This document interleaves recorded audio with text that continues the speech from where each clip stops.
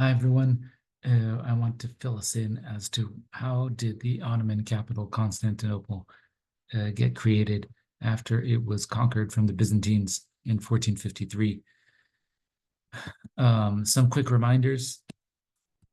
It was conquered by this guy, Mehmed II. He had actually been Sultan very briefly before when his father abdicated for him.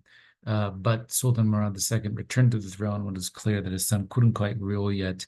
And Mehmed II only came to power when his father died, 1451. And it was that moment where he quickly decided that the first thing he was going to do is conquer Constantinople, which was a Byzantine uh, city. And in fact, it was the former capital of the Eastern Roman Empire, and for over 1,000 years had been a major part of Byzantium, or basically the Roman Empire in general. It was, in some senses, the most important city in the world for the Ottomans, perhaps second only to Rome. And it was right next to Ottoman territory. But because of the alliances the Ottomans had with the Byzantines, but also just the sheer difficulty of managing to attack and break the walls. The city had never been conquered before, even though, for example, in the very early Islamic period, thinking about 680s, there were attempts by Muslim armies to lay siege to Constantinople. In different periods, different armies were around trying to attack Constantinople and had never fallen. And Mehmed II is the guy that had managed to do so. Now, as I said before, it was always controversial as to what would happen with the city afterwards, um, after the conquest. To begin with, many of his own troops did not want to move the capital, did not want the Sultan to inhabit the city, because they saw it as a step toward centralizing policies in greater formalization of the empire, which would sideline or marginalize them as frontier warriors. And therefore, they were not terribly interested in the settling of Constantinople. They basically just wanted to raid it and to destroy it. In fact, it had already been in the process of decline for basically 100, 200 years. At that point, there was really just, I think, 30 to 40,000 civilians in it. Um, no, 30,000 civilians and probably 20,000 soldiers. So it's a very small place. I mean, it's almost at the level of a large college campus, even though in terms of territory, it was spread out over a much larger space, a very large space for an ancient city. Now, the question is, if you were to imagine you're Mehmed II, you'd conquer the city, and you were intending on turning it into a capital, what would you do? What would your priorities be? How would you treat the inhabitants? How would you end up running the city? What would be the first thing you would build? Now, it's clear that Mehmed II had in mind the idea that he was going to start a capital, because he stopped his troops from looting the capital for 3 days, as was their right to do so by tradition and Islamic law. So he stopped them after 1 day of looting. So basically, it's keeping them from carting away everything. And he also used his share of slaves. So if you remember from the readings and from the lectures, at a certain point, the Ottoman Sultan declared, I think in the late 1300s, declares that 1/5 of all slaves taken, basically people who were around in raids and are captured, it belonged to the Sultan. So it's basically his cut of the loot, as it were. And he decides to use that group to just rebuild the city. He pays them wages. He asks them to settle down in the homes.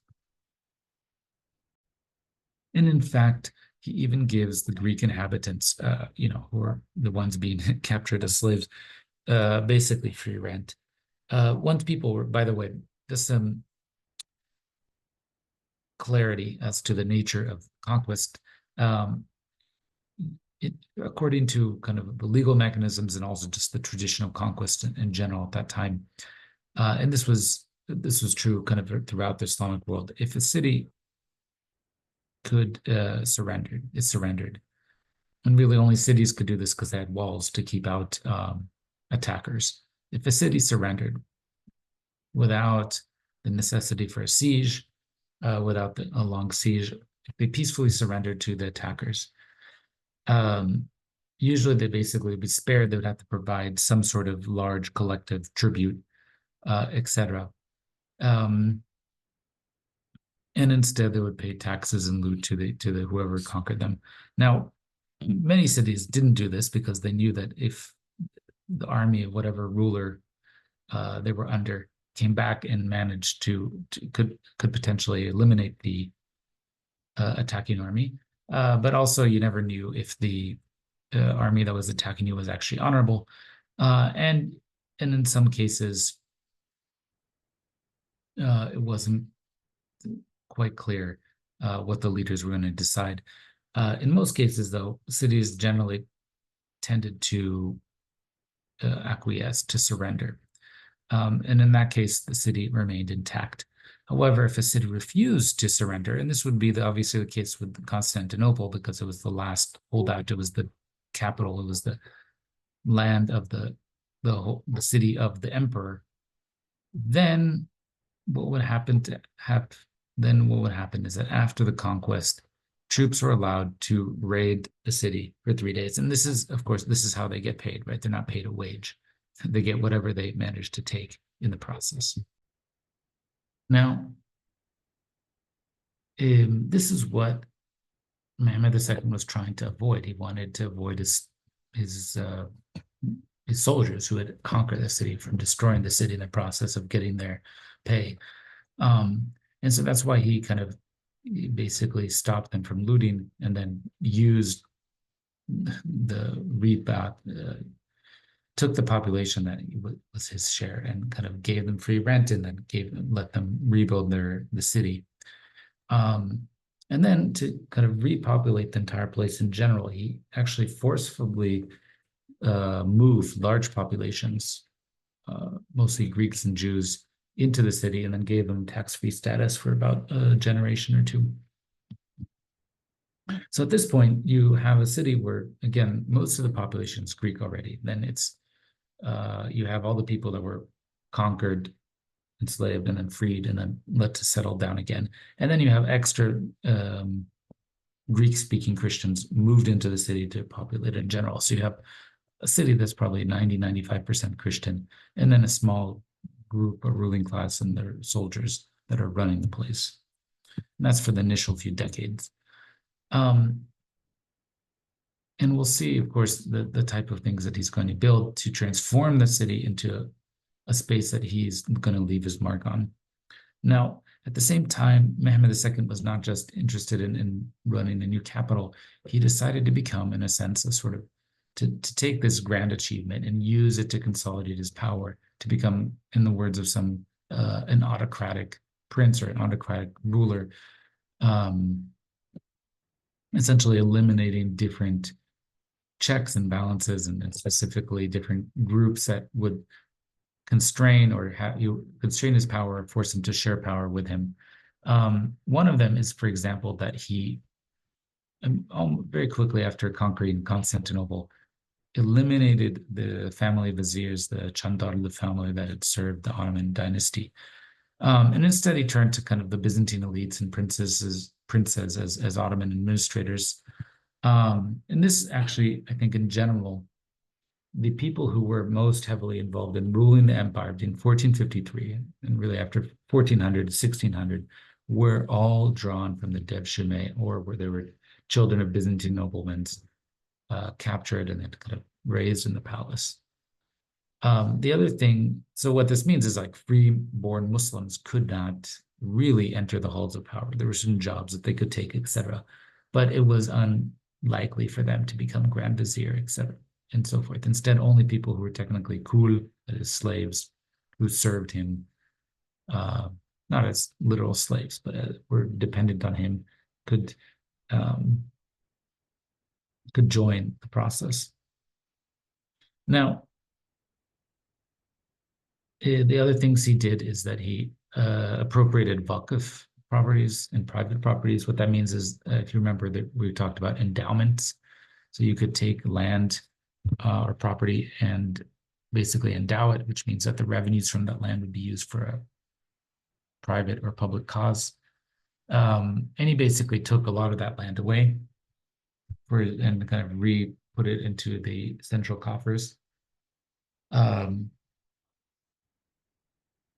He also started, and I think this actually happened before, but started the creation of a different class, made a clear distinction between the askari, the ruling class, which literally means the military class, and the ra'aya, the flock.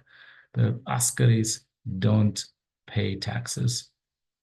The ra'aya pay taxes. And that's basically it. The people who don't pay taxes are the ones that rule, kind of like our society today. The ones who are really in charge almost pay very little taxes on the wealth that they have. And the most interestingly, he actually started kind of the official practice of the practice of official fratricide. If you remember, the Ottomans, unlike other Turco-Mongol polities, did not split the kingdom amongst all eligible male heirs upon the time of the death of the ruler. Instead, they just let one heir inherit it, who often had to consolidate power upon the death of his father. But here he thought this was maybe too destructive, and so he switched to a situation in which, upon the accession of a sultan, he basically killed his other brothers, especially the younger ones.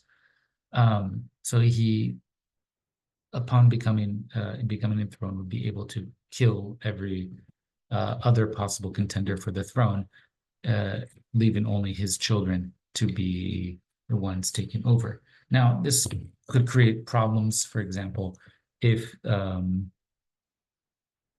new sultan hadn't created many children, or those children would be obviously too young to rule. And we'll get to those problems in the 17th century. Now, it wasn't only kind of these autocratic changes that he was taking on, but he was also transforming the entire city as much as possible.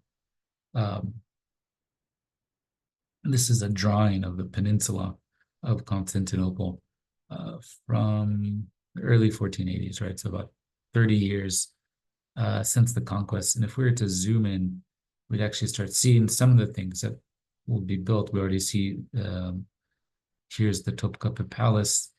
There should be Hagia Sophia here. We already see minarets, different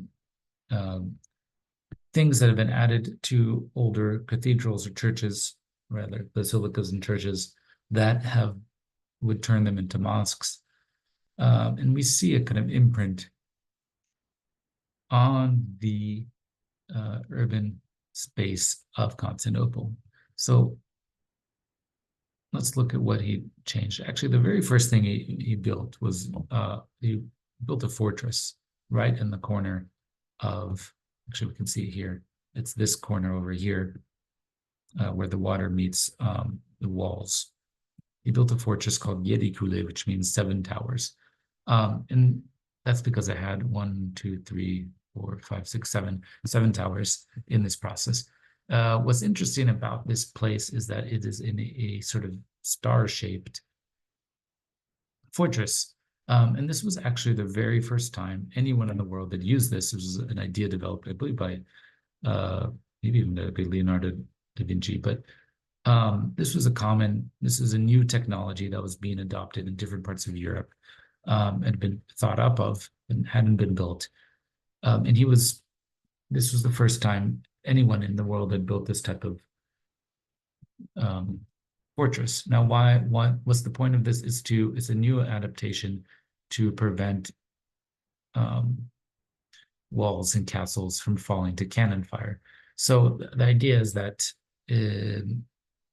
these towers are very strong. They're difficult to demolish with cannons. The weakest part of course, are the middle of the walls where you aim there and then you try to enter here. But if you recess this part and you turn and you recess the center of the walls to get close enough with the cannons and to attack and move through this space, you would have to come in range from these towers, which would also have cannons, and therefore you'd be attacked. And you can see there's also an additional piece of fortification here to support the walls. So that was over here, built onto the edge. So from the beginning, redefending the city was kind of his priority. So this is the Renaissance type. This is again the Renaissance star-shaped fort, which you can see depicted in many different visions. But the other thing that he set out to do was to build up the tomb of Ayub. Ayub or Ayub in Arabic, Ayub in Turkish, is today well within the boundaries of Istanbul, but back then it was on the edges over here, right outside the city walls. And it was a space in which one of the first early Muslims who came to lead a campaign against Constantinople supposedly died. Now, how did they know he died there? Well, his tomb was discovered by a Sufi sheikh in a dream, in this case, the Bayrami Sheikh Akshameddin, Akshamseddin, who had a dream and rediscovered this. And this was a common motif. Numerous other tombs had been rediscovered in the course of dreams. But since he was close to the government, etc., he pushed the government to turn this into a holy space. And it made a continuity of legitimacy between the early Muslim community who tried to conquer Constantinople and failed, and the Ottomans who tried and then actually managed to do it. And at the space, a tomb was built, and this becomes a space where the Ottoman sultans are crowned. So on the day of the ascension, where the Ottoman sultans are enthroned, it happens at this tomb, right? So it shows the continuity of space and in meaning there. And this space is depicted in various miniatures, like this one here. Today, the tomb itself is decked out in this very nice tile called Iznik tile. And it's still today a space of popular worship and visitation. These are photos by Ara Güler, a very famous Armenian photographer from 1950s. These are other photos of him of Istanbul in the 1950s. They're very evocative. These are classic photos of Istanbul. I highly recommend you guys look at his work. He just recently died. And finally, one of the other things that he did was build a mosque. And in fact, the first mosque, he basically wanted to compete with Hagia Sophia, which was the greatest, biggest church in the world, and it was in Constantinople. And so to do so, he took the Church of the Holy Apostles and made a church, demolished it, and then built a mosque, a congregational mosque there. Now, it turns out they hadn't quite perfected the technique of building these giant domes, because that's what's special about Hagia Sophia. Let me see if I have a picture here. Here's Hagia Sophia. This giant central dome, if you're supposed to go into it and see it, it's amazing. It blows you away. And to try to create something that big is very difficult. And the Ottoman architects hadn't quite mastered that. And so the first time that Mehmed II builds this piece, it essentially collapses after a few decades. And so therefore the building that's there today is actually rebuilt. And then rebuilt again. Sorry. But ultimately, the space that becomes the major center for worship is the Hagia Sophia, the Hagia Sophia, which was built in 537 by Justinian and is then transformed into a mosque. So you can see the four minarets that are added to it.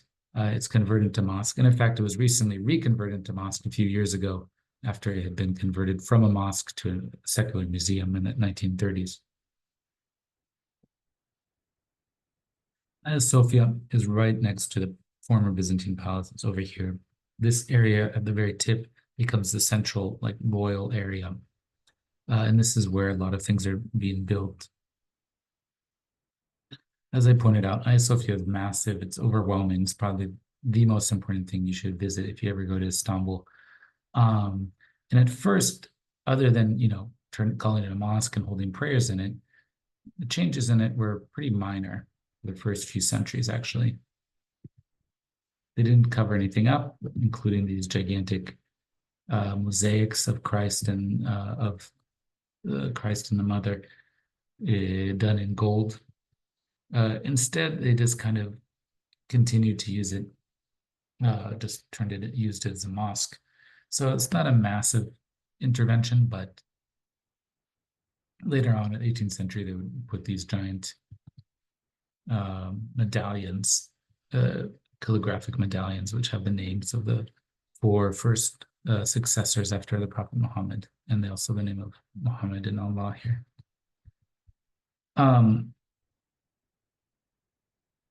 Now, at the point that the Ottomans had conquered Byzantine capital, they all and tried to keep the population. And remember, the majority of the population, 95% of the population of the time, is Greek Orthodox, is Greek speaking. We have to think about, well, what did they do with the institutions that permeated Byzantine society? And in fact, in Byzantine society, there were kind of two major power holders, the emperor and the patriarch. As we'll see, Mehmed II himself sort of turns himself into the emperor. But as for the patriarch,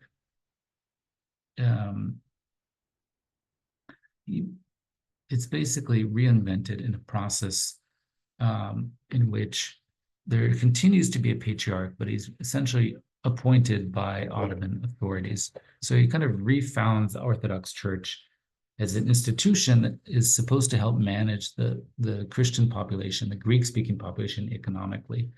Now, that doesn't mean that every Christian in the empire was under the sway or control of this patriarch depicted here in this 20th century mosaic.